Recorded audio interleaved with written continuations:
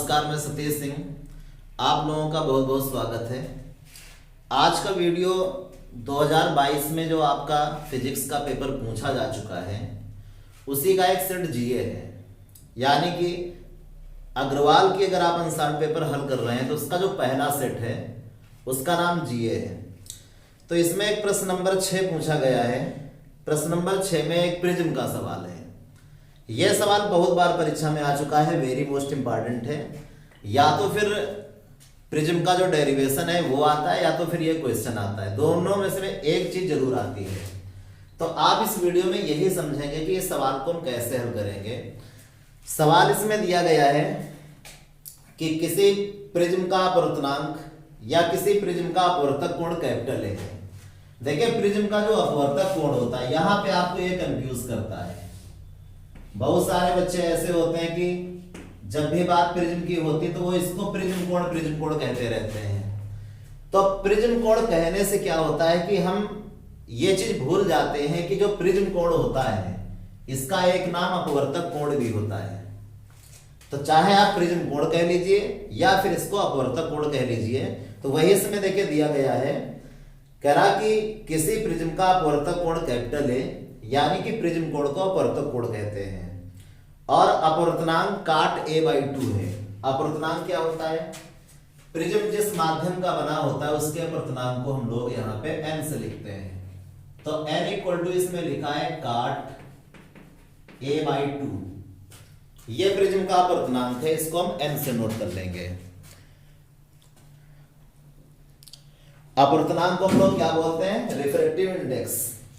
ये प्रिज्म के पदार्थ का अपवर्तनांक है n, रिफ्रैक्टिव इंडेक्स है ये। और आगे इसमें कहता कि न्यूनतम विचलन कोण ज्ञात करके दिखाइए। न्यूनतम विचलन कोण delta m, minimum angle of deviation. Minimum angle of deviation यानी विचलन कोण हमको इसमें निकाल के दिखाना है। तो आप लोगों ने प्रिज्म के पदार्थ के अपवर्तनांक का फार्मूला पढ़ा होगा, वही यहां पे यूज कर देते हैं। n equal to sine a plus delta m/2 और अपान में साइन a/2। ये फार्मूला आप लोगों ने प्रिज्म के पदार्थ के अपवर्तनांक के लिए पढ़ा होगा, रिफ्रैक्टिव इंडेक्स का फार्मूला होता है। तो इसी फार्मूले से ये क्वेश्चन सॉल्व कर लिया जाएगा। तो यहां पे लिखेंगे n equal to sine a plus delta m/2 और अपान में साइन a/2। देखिए, इस फार्मूले में n को हम लोग क्या बोलेंगे? अपवर्तनांक बोलेंगे। रिफ्रैक्टिव इंडेक्स है। a प्रिज्म कोण होता है, एंगल ऑफ प्रिज्म, जिसको यहाँ पे अपवर्तक कोण बोला गया है। डेल्टा m को हम लोग न्यूनतम विचलन कोण, m means minimum angle of deviation, न्यूनतम विचलन कोण है। और एक बार फिर a क्या है? एंगल ऑफ प्रिज्म यानी प्रिज्म कोण है। n की वैल्यू को n की जगह में रखते हैं। n की वैल्यू काट a/2 है। तो यहां पे हम क्या लिखेंगे? काट a/2। और आरएचएस में जो लिखा है इसको ऐसे लिख लेते हैं, sign a plus delta m/2 और नीचे कितना रहेगा? Sign a/2। ये ऐसे लिखते हैं।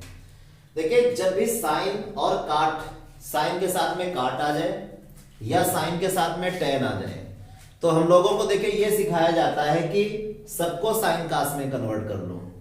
यानी कि साइन और कास के साथ में अगर टेन और काट है तो टेन और काट को साइन कास में हमको तोड़ देना चाहिए। काट का फार्मूला क्या होता है? कास और अपान में साइन। काट ऐसे टूटता है, काट अपान में साइन। तो जब इस काट को हम यहाँ पे ब्रेक करेंगे तो कितना बन जाएगा? कॉस a/2 और अपान में साइन a/2 और यहां पे sign a plus delta m/2 और अपान में साइन a/2। यहां पे हम कोई बदलाव नहीं करते हैं। अब इसके बाद देखिए, जो आरएचएस में साइन a/2 हर लिखा हुआ, इसका हम क्या करते हैं? ट्रांसफर करते हैं। ये हम पक्षांतर करेंगे। तो ये चूंकि कहां पे हर में है इसलिए सीधे आएगा अंश में, यानी कि यहां पे आएगा, गुणा कर लेगा। आपके भाग का कोई भी पद हम पक्षांतर करते हैं तो वो गुणा करता है आगे। तो ये इसमें गुणा कर लेगा के, तो बन जाएगा यहाँ पे कॉस a/2 अपान में साइन a/2 और इंटू में कितना बन जाएगा? यहाँ पे साइन a/2 और इक्वल टू में बन जाएगा साइन ए प्लस डेल्टा एम और होल बाई कितना आएगा 2। साइन ए बाई 2 से साइन ए बाई 2 कैंसिल हो जाएगा और बचेगा अब ये और इधर ये बचेगा, यानी एलएचएस में कितना बचा कॉस ए बाई 2 और आरएचएस में कितना बचता है ये कितना लिखा है यहाँ पे साइन ए प्लस में डेल्टा एम और होल बाई 2 ये बचता है। अब एलएचएस में हमारे पास कॉस है, आरएचएस में साइन लिखा हुआ है, तो ऐसा करते हैं कि या तो हम दोनों को साइन साइन बना लें या फिर दोनों को कास कास बना लिया जाए। तो हम करते हैं कि जो कॉस लिखा है इसको हम साइन में बदल लेते हैं। कास को साइन में कैसे बदला जाता है, क्लास 10 में आपने फार्मूला पढ़ा होगा कास 90 माइनस में theta equal to sine theta.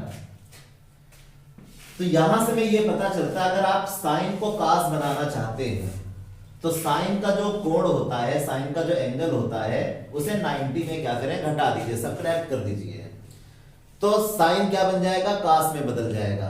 तो साइन को कास में बदलने के लिए कोण को 90 में हमें घटाना होता है, तो इस कास को साइन में बदलने के लिए इसके कोण को 90 में घटा दीजिए, तो क्या बन जाएगा साइन 90 माइनस में a बाई 2 और इक्वल टू में साइन a प्लस में डेल्टा एम होल बाई कितना आएगा 2। अब देखिए साइन और साइन ये दोनों क्या हो गए कैंसिल हो गए, बचेगा कौन, यहां भी ये बचेगा 90 डिग्री और माइनस में a बाई 2 और इधर बचेगा a प्लस में डेल्टा m और होल बाई 2।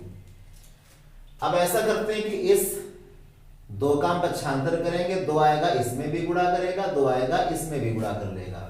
तो जब हम 2 का पक्षांतर करेंगे इसको ट्रांसफर करेंगे तो 2 आएगा 90 में गुणा करेगा, तो जब 90 में गुणा करेगा तो ये तो 180 अंश हो जाएगा माइनस में, और इस 2 का जब a बाई 2 में गुणा होगा, a बाई 2 में जब हम 2 का गुणा कर लेंगे 2 से 2 कट जाएगा, बचेगा कौन a बचेगा।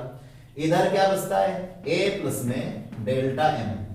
अब इस a का पक्षांतर करेंगे तो ये a इधर प्लस में है पॉजिटिव है, इधर लेकर आएंगे ये निगेटिव हो जाएगा, तो 180 डिग्री और माइनस में a और माइनस में a इक्वल टू कितना बन गया डेल्टा m।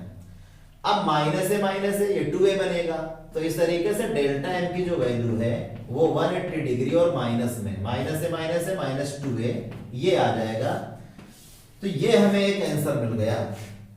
हमसे पूछा जा रहा था कि प्रिज्म का विचलन कोण कितना होगा, तो प्रिज्म का विचलन कोण 180 अंश माइनस में 2a होगा।